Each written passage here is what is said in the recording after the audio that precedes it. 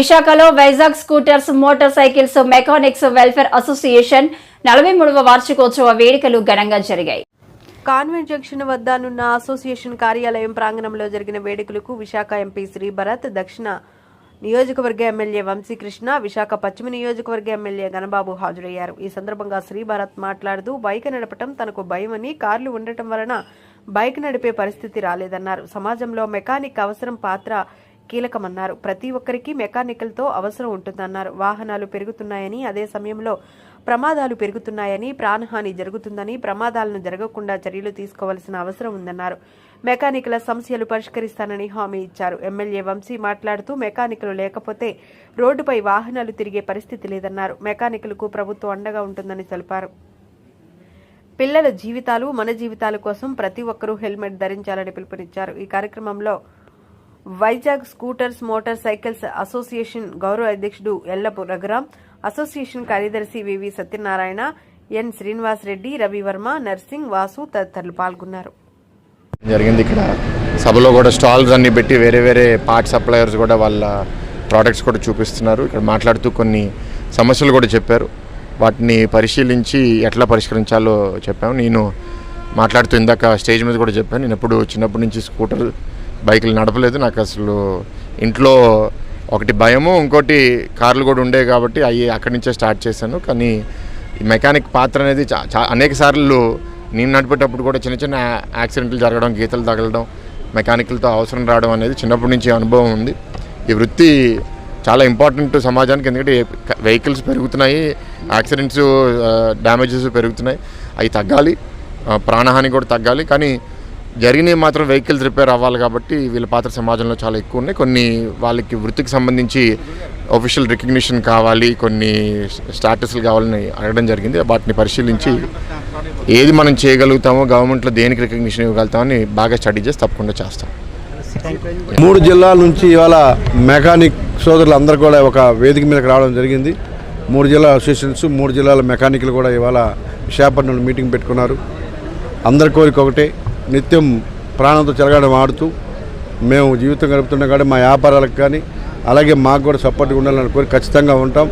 వాళ్ళు లేనిది ఈవేళ ఈ రోడ్డు మీద బండ్లు కూడా తిరిగే పరిస్థితి లేదు. కాబట్టి వాళ్ళకి ఏ సమస్య ఉన్నా కూడా నా వంతు సహకరిస్తానని చెప్పడం జరిగింది.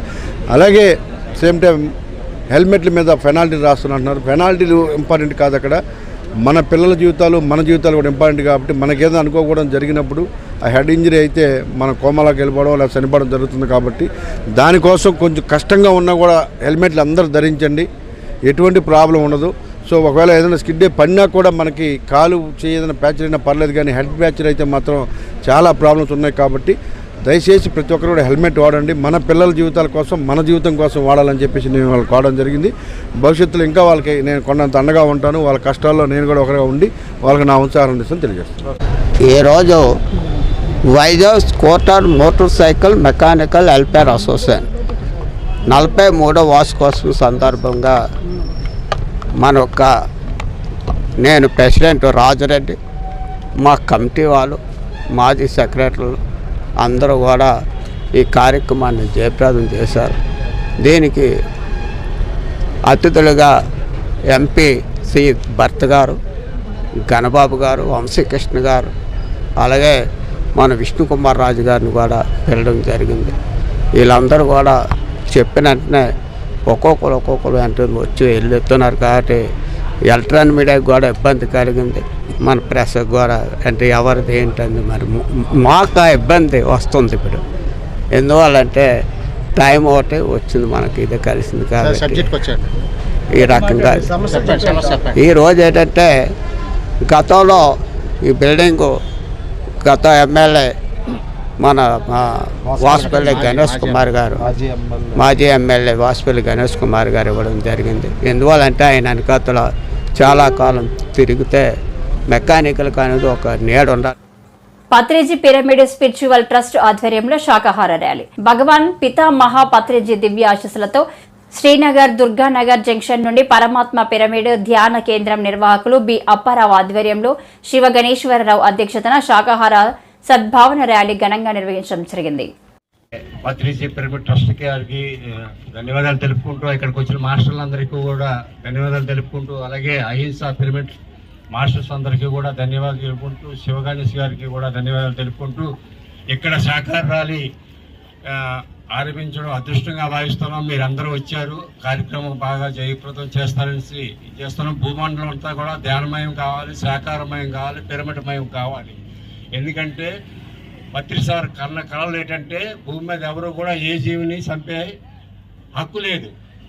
ఏ జీవి కూడా స్వచ్ఛగా బతకాలి, ఏ ఇబ్బంది లేకుండా బతకాలి. అప్పటి వరకు ప్రతి పిరమిడ్ మాస్టర్ కూడా ఈ శాఖా ర్యాలీలు చేస్తూనే ఉండాలి, ధ్యాన ప్రచారం చేస్తూనే ఉండాలి. ప్రతి పిరమిడ్ మాస్టర్ కంకణం కట్టుకొని భూమండలం అంతా కూడా ధ్యానమయం అయిపోయింది, శాఖారమయం అయిపోయింది, పిరమిడమయం కూడా అయిపోయింది. కొద్దిగా అక్కడక్కడ ఉన్నది కానీ అది కూడా అయిపోతుంది. కాబట్టిగా మా పిరమిడ్ తరఫున ఇక్కడ అరేంజ్ చేస్తాము. మీరు అందరూ వచ్చినందుకు చాలా ధన్యవాదాలు తెలుపుకుంటున్నాను. శాఖాహార ర్యాలీకి విచ్చేసినటువంటి కార్తీక్ గారికి, మరి ఈ కార్యక్రమాన్ని ఇక్కడ నిర్వహించడానికి తలపెట్టిన అప్పారావు గారు, శివగణేష్ గారికి, విచ్చేసినటువంటి ధ్యానులందరికీ కూడా హృదయపూర్వక ధన్యవాదాలు తెలుపుకుంటూ, మనం పూజించే దేవతలందరూ కూడా సృష్టించేటువంటి జీవులే, సకల ప్రాణకోటితోటి మిత్రత్వం అన్నట్టుగా ఆ దేవుళ్ళని పూజిస్తూ వాళ్ళు సృష్టించేటువంటి ఆ ప్రాణుల్ని హింసించడం ద్వారా అవే పాపాలుగా మారి మనకి అనేక రోగాలు, ప్రకృతి వైపరీత్యాలుగా మనకి సంభవిస్తూ ఉన్నాయి. మరి ప్రకృతితోటి మనం మమేకం అవుతూ ఆ ప్రకృతితో జీవిస్తూ సకల ప్రాణకోటితోటి మిత్రత్వంగా ఉన్నప్పుడే గాంధీజీ కలలు కన్నటువంటి శాంతియుతమైనటువంటి ప్రజాస్వామ్యము, అలాగే ఆ దేవుళ్ళందరూ కూడా కోరుకునేటువంటి ఈ భూమాత సాక్షాత్కారం కూడా మనం వీక్షించగలము. ప్రతి ఒక్కరితోటి ప్రేమ, దయతోటి, కరుణతోటి జీవించమనే ఏ దేవుళ్ళైనా సరే చెప్తూ ఉన్నారు. మరి అటువంటి దేవుళ్ళను పూజిస్తూ వాళ్ళు చెప్పిన మాటలని మనం ఆచరించాలని చెప్పినటువంటి బ్రహ్మర్షి పితామహ పత్రిజీ యొక్క ఆశయమే మన ఆశయముగా పిరమిడ్ స్పిరిచువల్ సొసైటీస్ మూవ్మెంట్స్ ఆధ్వర్యంలో పత్రిజీ పిరమిడ్ స్పిరిచువల్ ట్రస్ట్ నిర్వహించినటువంటి ఈ కార్యక్రమానికి విచ్చేసినటువంటి ధ్యానులందరికీ, విలేకరులకి అందరికీ కూడా హృదయపూర్వక ధన్యవాదాలు తెలుపుకుంటూ థ్యాంక్ యూ. అండ్ బాబురావు వచ్చామండి. మిగతా బాలాజీ గారు కూడా మా ఏరియా నుంచి వచ్చారు. చాలా సంతోషకరంగా ఉంది. ఇది మన గణేష్ గారి ఆధ్వర్యంలో ప్రతి నెల, ప్రతి 2-3 నెలల కార్యక్రమం జరగడం చాలా సంతోషకరంగా ఉంది. దీనికి ధ్యానులందరూ కూడా ఏరియా ఈ 4-5-6 సెంటర్ల నుంచి వచ్చిన ధ్యానులందరూ కూడా చక్కగా ఈ ధ్యాన ర్యాలీలో పాల్గొని వీళ్ళు చేసే కార్యక్రమాన్ని 10 మందికి తెలియపరుస్తూ ఆనందంగా, హాయిగా ఈ మోగజీవులపై మనం ఈ చేసే కార్యక్రమాన్ని అందరి దృష్టికి తీసుకెళ్లాలని కోరుకుంటూ, రాబోయే తరం ఇంకా బాగా అభివృద్ధిలోకి పోవాలని, ఈ మోగజీవుల పట్ల మనం శ్రద్ధ చూపి ఈ హింస విడాలని, హాయిగా అన్ని జీవులు హాయిగా జీవించాలని మనస్ఫూర్తిగా కోరుకుంటూ, ఇలాంటి ర్యాలీలు రాబోయే రోజుల్లో మన గణేష్ గారి ఆధ్వర్యంలో ఇంకా జరగాలని కోరుకుంటూ సెలవు తీసుకుంటాం. మెడిటేషన్ చేస్తే స్టేబుల్ మైండ్ వస్తుంది, డైవర్షన్స్ ఉండవు, పాజిటివ్ యాటిట్యూడ్ వస్తుంది. దానివల్ల సమాజానికి సేవ చేస్తాం, మన ఇంటెలిజెన్స్ పెంచుకుంటాం. సో ఖచ్చితంగా ఈ సొసైటీ, పత్రిజీ అన్న సొసైటీ, పిరమిడ్ సొసైటీ అనేది ఖచ్చితంగా రాబోయే రోజుల్లోని గాజువాక్లో మంచి ప్లాట్ఫామ్ అందరికీ వేసి, అదేవిధంగా పిల్లలకే కాదు పెద్దలకు కూడా స్ఫూర్తినిస్తానని కోరుకున్నాను. నాకు ఈ అవకాశం ఇచ్చిన పిరమిడ్ సొసైటీకి థ్యాంక్స్. విశాఖ గాజువాక కొత్త నక్కవాణిపాలెం ఎగ్జిబిషన్ గ్రౌండ్ లో బెల్లం వినాయకుడు పేరుతో భారీ దోపిడీ. దర్శనాలు, చెప్పుల స్టాండ్, పార్కింగ్, ఫుడ్ కోర్ట్, ఇలా అన్నింటిలోనూ ఒక ఆదివారం రోజు కలెక్షన్ 5 లక్షల రూపాయలు. పేదవాడి ఆదివారం తీవ్ర ట్రాఫిక్ అంతరాయం, సైకిల్ ట్రాఫిక్ ఇబ్బంది. ఐఏఎస్ఎస్ ఏకశిలాదేవి ప్రాంతంలో డ్రోన్ నిర్వహించారు. కొందరు ప్రైవేట్ వ్యక్తులు దేవుడిపై చేసే వ్యాపారం కోసం ప్రజల్ని ఎందుకు ఇబ్బందులకు గురిచేస్తున్నారు? అధికారులు, పోలీసు వ్యవస్థ వీళ్ళకి కొమ్ము కాస్తున్నారా? దేవుడి పేరుతో దోపిడీ చేసే వీళ్లపై చర్యలు తీసుకునే అధికారులే లేరా అని ప్రజలు తీవ్రంగా అసహనం వ్యక్తం చేస్తున్నారు. విశాఖ సముద్రంలో వేటకు వెళ్లిన ఫిషింగ్ బోటుకు అగ్ని ప్రమాదం సంభవించింది. విశాఖ ఫిషింగ్ హార్బర్ నుండి ఉదయం 5 గంటల సమయంలో 5గురు మత్స్యకారులతో వేటకు వెళ్లిన బోటు నడి సముద్రంలో మంటల్లో చిక్కుకుంది. ఇంజిన్లో మంటలు రేగి చూస్తుండగానే క్షణాల్లోనే బోటు మొత్తం విస్తరించాయి. చెక్క మరియు ఫైబర్ బోటు కావడంతో మంటలు పెద్ద ఎత్తున ఎగిసిపడ్డాయి. దీంతో దిక్కుతోచని స్థితిలో 5 సిబ్బంది సముద్రంలోకి దూకి ప్రాణాలు రక్షించుకున్నారు. అదే సమయంలో అటుగా వేటకు వెళ్లిన మరో ఫిషింగ్ బోటు వారిని కాపాడి ఒడ్డుకు చేర్చారు.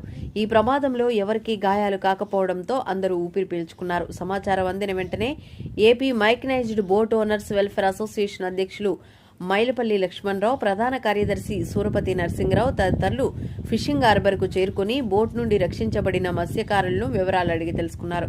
ఫిషరీస్ జేడీ విజయ్కు వివరాలను తెలిపి వెంటనే ప్రభుత్వానికి నివేదికను అందించాలని కోరారు.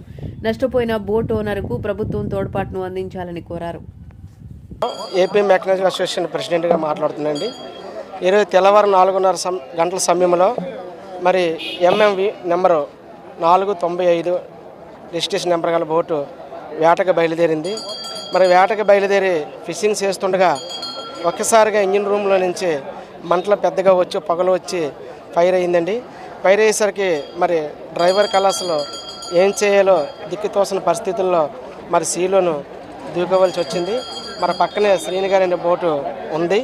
మరి ఆ బోటు పైకి ఎక్కి వీళ్ళు ప్రాణాలు కాపాడుకోవడం జరిగిందండి.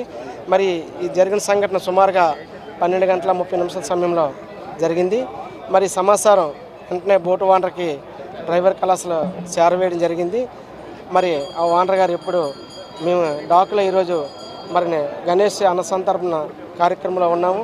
మరి కార్యక్రమానికి మరి గౌరవశ్రీ భర్త గారు ఈరోజు మన ఎంపీ గారు ఈ అన్నసంతరణ కార్యక్రమంలో పాల్గొనడం జరిగింది. మేమందరం కూడా అక్కడే ఉన్నాం. మరి ఆ సమయంలో మరి నష్టం జరిగిన బోటు ఓనర్ అనిల్ అనే అతను, అంటే బోటు వాసుఫుల్ అప్పియం పేరు ఉంది, బడే అనిల్ దీన్ని ఆపరేటింగ్ చేస్తున్నారు. ఆయన వచ్చి తను జరిగిన నష్టాన్ని మా అందరికీ కూడా చెప్పడం జరిగింది. మరి మా అందరం కలిసి బోటు ఓనర్తో కలిసి మరి విశాఖ ఎంపీ శ్రీభర్త గారికి కూడా చెప్పడం జరిగింది. ఆయన సానుకూలంగా స్పందించి మరి నష్టం జరిగిన అంచనా విలువ వేసుకొని మరి డాక్యుమెంట్స్తో రమ్మని ఆయన చెప్పడం జరిగింది. మరి కొత్తగా కూటమి ప్రభుత్వం ఏర్పడింది. మరి జూన్ 15వ తేదీ నుంచి బోట్లు మరి సీజన్ స్టార్ట్ అయింది. ఇప్పటికీ 6 బోట్లకి నష్టం జరిగింది. ఇది 7వ బోట్ అండి. మరి ఎవరికి ఎటువంటి సహాయ సహకారాలు ఇంతవరకు జరగలేదు. మరి కొత్తగా కూటమి ప్రభుత్వం వచ్చింది కాబట్టి మరి ఇవన్నీ కూడా మరి జేడీ ఫిషరీస్ ద్వారాగా మేము అంచనా వేయించి మరి త్వరలో మరి ప్రభుత్వాల దగ్గరికి, అధికారుల దగ్గరికి వెళ్ళి మరి జరిగిన బోటు ఓనర్ నష్టాన్ని సకాలంలో చెల్లించి మళ్ళీ సాటి బోటు ఓనర్గా నిలదొక్కునే అవకాశం కల్పించాలని మరి ప్రభుత్వాలు మేము మా తరఫు నుంచి కోరుతున్నాం సార్. సుమారు 1 గంట ఆ ప్రాంతంలో నాకు ఫోన్ వచ్చిందండి, ఇలా ఫైర్ అవుతుంది అని చెప్పేసి. 12 నుంచి స్టార్ట్ అయ్యిందంట ఫైరు. ఈ క్రూ మెంబర్స్ దాన్ని అరికట్టడానికి ట్రై చేశారు, కానీ ఇంకా వాళ్ళ పరిస్థితుల్లో కూడా లేకపోయేటప్పటికి పక్కన ఒక బోట్లోని వాళ్ళు వెళ్ళిపోమని చెప్పడం జరిగింది. వాళ్ళు అక్కడ ఆ బోట్ని అక్కడ వదిలేసి ఆ బోట్లోకి వాళ్ళు జంప్ అయ్యి సేఫ్గా వచ్చారు. సుమారు ఆ బోట్ విలువ 35 లక్షలు, అంటే ఆయిల్ అందులో సరుకు అన్నీ కలిపి 35 లక్షలు ఉంటాయి. ప్రపోజల్స్ గవర్నమెంట్కి పంపిస్తున్నాము. అది వచ్చిన మేరకు వాళ్ళకి నష్టపరిహారం కోసం పంపించడం జరిగింది. వరకు జరిగినవన్నీ కాంపన్సేషన్ ఇవ్వడం జరిగిందండి. ఈ దగ్గర ఒక దీంతో పాటు 7 బోట్స్ అది పంపించడం జరిగింది డిజాస్టర్కి. వాళ్ళు అక్కడ చూసుకొని ఇస్తారు. విశాఖ సముద్రంలో వేటకు వెళ్లిన ఫిషింగ్ బోటుకు అగ్ని ప్రమాదం సంభవించింది. విశాఖ ఫిషింగ్ హార్బర్ నుండి ఉదయం 5 గంటల సమయంలో 5 మత్స్యకారులతో వేటకు వెళ్లిన బోటు నడి సముద్రంలో మంటల్లో చిక్కుకుంది.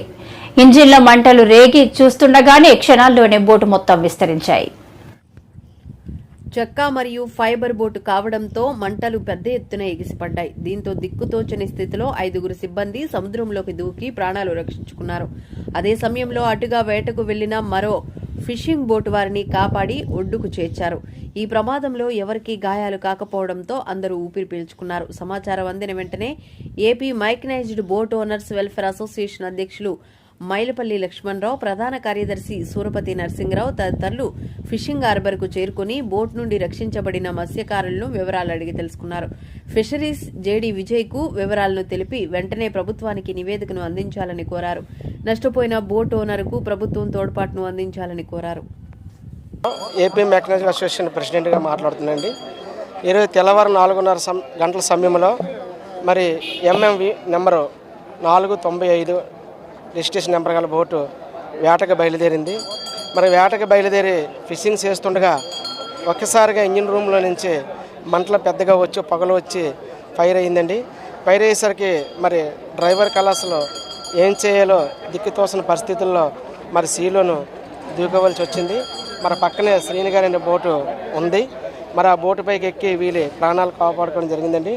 మరి ఈ జరిగిన సంఘటన సుమారుగా 12:30 సమయంలో జరిగింది. మరి సమాచారం వెంటనే బోటు ఓనర్కి డ్రైవర్ కళాశాల చేరవేయడం జరిగింది. మరి ఆ ఓనర్ గారు ఎప్పుడు మేము డాకులో ఈరోజు మరి గణేష్ అన్నసంతర్పణ కార్యక్రమంలో ఉన్నాము. మరి కార్యక్రమానికి మరి గౌరవశ్రీ భర్త గారు ఈరోజు మన ఎంపీ గారు ఈ అన్నసంతరణ కార్యక్రమంలో పాల్గొనడం జరిగింది. మేమందరం కూడా అక్కడే ఉన్నాం. మరి ఆ సమయంలో మరి నష్టం జరిగిన బోటు ఓనర్ అనిల్ అనే అతను, అంటే బోటు వాసుఫుల్ అప్పియం పేరునుంది, బడే అనిల్ దీన్ని ఆపరేటింగ్ చేస్తున్నారు. ఆయన వచ్చి తను జరిగిన నష్టాన్ని మా అందరికీ కూడా చెప్పడం జరిగింది. మరి మా అందరం కలిసి బోటు ఓనర్తో కలిసి మరి విశాఖ ఎంపీ శ్రీభర్త గారికి కూడా చెప్పడం జరిగింది. ఆయన సానుకూలంగా స్పందించి మరి నష్టం జరిగిన అంచనా విలువ వేసుకొని మరి డాక్యుమెంట్స్తో రమ్మని ఆయన చెప్పడం జరిగింది. మరి కొత్తగా కూటమి ప్రభుత్వం ఏర్పడింది. మరి జూన్ 15వ తేదీ నుంచి బోట్లు మరి సీజన్ స్టార్ట్ అయింది. ఇప్పటికీ 6 బోట్లకి నష్టం జరిగింది. ఇది 7వ బోట్ అండి. మరి ఎవరికి ఎటువంటి సహాయ సహకారాలు ఇంతవరకు జరగలేదు. మరి కొత్తగా కూటమి ప్రభుత్వం వచ్చింది కాబట్టి మరి ఇవన్నీ కూడా మరి జేడీపీ శ్రద్ధ ద్వారాగా మేము అంచనా వేయించి మరి త్వరలో మరి ప్రభుత్వాల దగ్గరికి అధికారుల దగ్గరికి వెళ్ళి మరి జరిగిన బోటు ఓనర్ నష్టాన్ని సకాలంలో చెల్లించి మళ్ళీ సాటి బోటు ఓనర్గా నిలదొక్కునే అవకాశం కల్పించాలని మరి ప్రభుత్వాలు మేము మా తరఫు నుంచి కోరుతున్నాం సార్.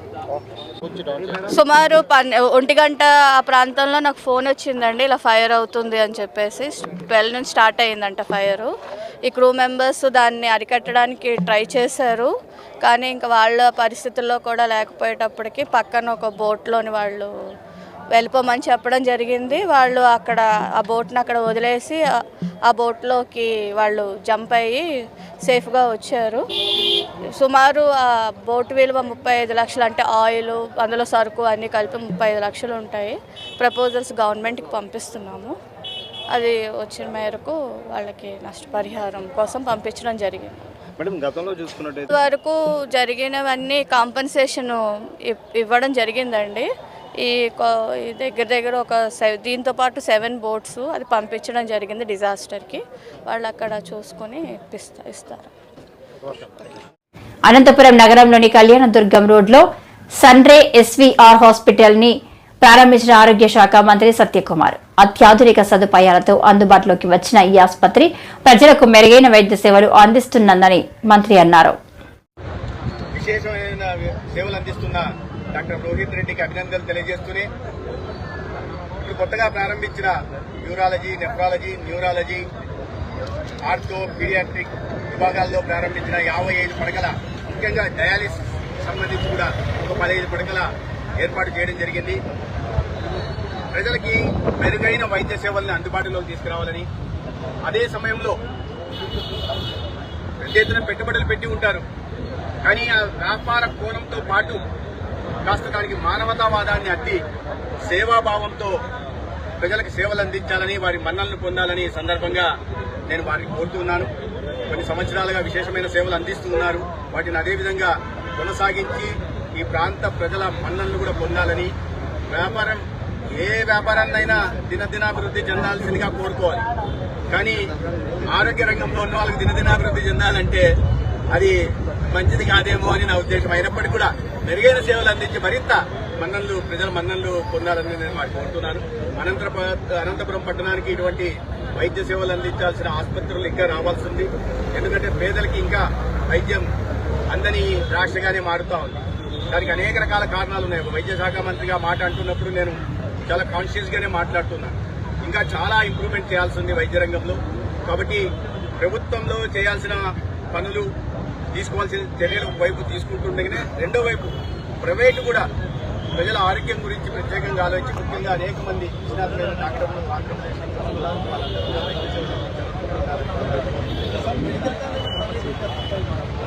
మెడికల్ కాలేజీల ప్రైవేటీకరణ ఇవన్నీ మాట్లాడుతున్న జగన్మోహన్ రెడ్డి గారు ఒకటి చెప్పాలా, నరేంద్ర మోడీ గారు 17 మెడికల్ కాలేజ్ మంజూరు చేశారు. ఆ 4 సంవత్సరాల నుంచి మీరు చూడండి, పెనుగొండకి వెళ్తే తెలుస్తుంది, పునాదులు మాత్రం కట్టున్నారు. మీరు ఒక్క పైసా ఖర్చు పెట్టకుండా ఆయన నిన్న కూడా చెప్పారు చాలా ఆర్భాటంగా 2400 కోట్లు ఖర్చు పెట్టారని. మొత్తానికి ఖర్చు పెట్టింది 1400 కోట్లు. దాంట్లో రాష్ట్ర ప్రభుత్వం నుంచి పెట్టింది 600 కోట్లు.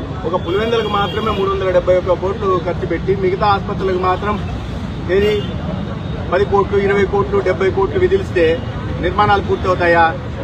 వైద్యశాలలు పూర్తవుతాయా? కళాశాల పూర్తవుతుందా? హాస్టల్ పూర్తవుతుందా? తర్వాత దానికి సిబ్బందిని కూడా నియమించుకునే పరిస్థితి లేదు. 48% సిబ్బంది కొరత ఉందని పులివెందులలో ఎన్ఎంసీ చెప్పింది. ఈ ప్రభుత్వంలో అధికారంలోకి వచ్చింది జూన్లో, ఎన్ఎంసీ ఇన్స్పెక్షన్ చేసింది జూలై 24. అంటే 4 ఏళ్లలో ఆయన చేయలేని పని నెల రోజుల్లో ఈ కొత్త ప్రభుత్వం చేసేయాలట.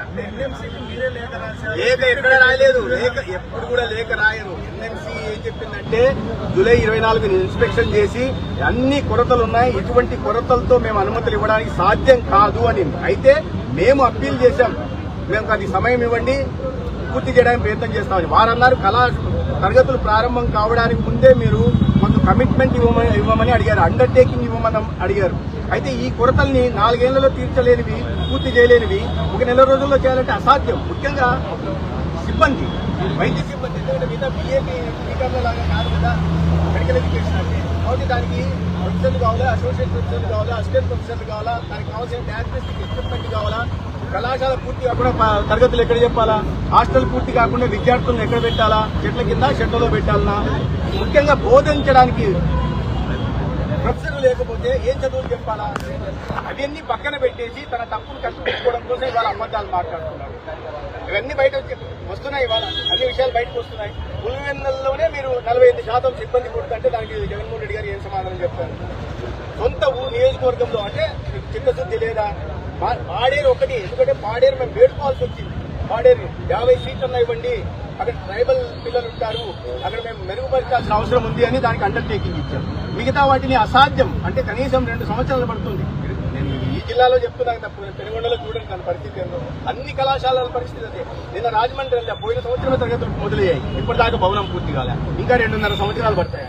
అంటే అరకొర అద్దె భవనాలు తీసుకొని అక్కడ ఏదో పూర్తి చేసేసి ఆర్పాటంగా ఇది ప్రారంభోత్సవాలు చేసేసి నేనేదో చేశానని చెప్తున్నాను. కేంద్రం ఇచ్చిన డబ్బులే ఇవన్నీ, దాంట్లో కూడా నువ్వు ఖర్చు పెట్టలేకపోయావు. 4 ఏళ్లలో 1400 కోట్లు ఖర్చు పెట్టారు, రాష్ట్రం నుంచి 600 కోట్లే ఖర్చు పెట్టి పచ్చి అబద్ధం.